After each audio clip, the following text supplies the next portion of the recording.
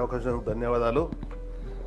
Telangana union of working journalist అని చెప్పని ఉన్నటువంటి సంఘం నిన్న వారు వచ్చి విజ్ఞాపించిన అంశం అధ్యక్ష, ప్రధానంగా తెలంగాణ ఉద్యమంలో జర్నలిస్టుల పాత్ర ప్రధానం అనేది మనందరికీ తెలిసిన విషయమే. ఎవరు కూడా దాన్ని కానకు వీల్లేదు.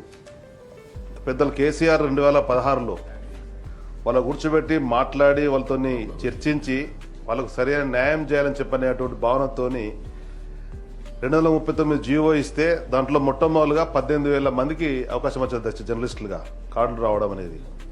అది తర్వాత 2022లో 23,000కు పెరిగింది అధ్యక్ష.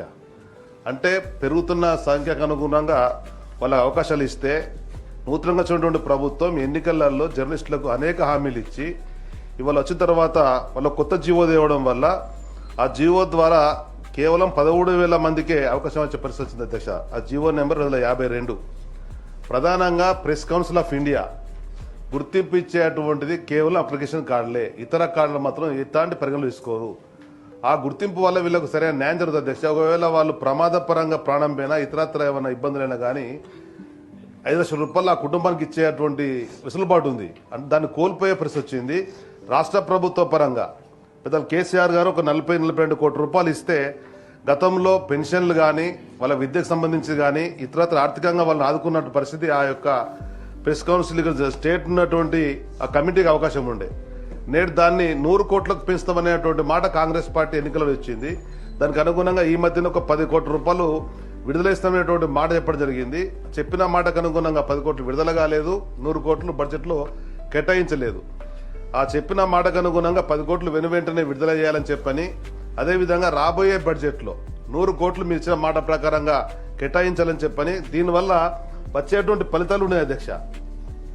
వాళ్ళకు ఉండేటువంటి రాష్ట్రంలో ఆరోగ్య బీమా పరంగా కానీ, అదేవిధంగా జీవిత బీమా పరంగా కానీ, రైల్వే పాస్లకు కానీ, బస్సు సౌకర్యాలు కానీ అవకాశం వచ్చే పరిస్థితి కనుక ఆ 100 కోట్లు కేటాయించినట్టయితే వాళ్ళకు న్యాయం జరుగుతుంది.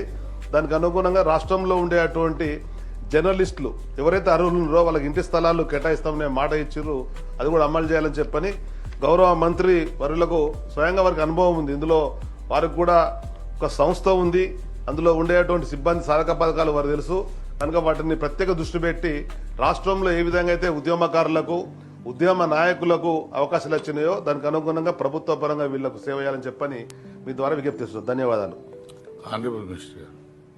అధ్యక్ష, గౌరవ సభ్యులు ప్రస్తావించిన స్పెషల్ మెన్షన్ అంశాన్ని నోట్ చేసుకోవడం జరిగింది. Thank you.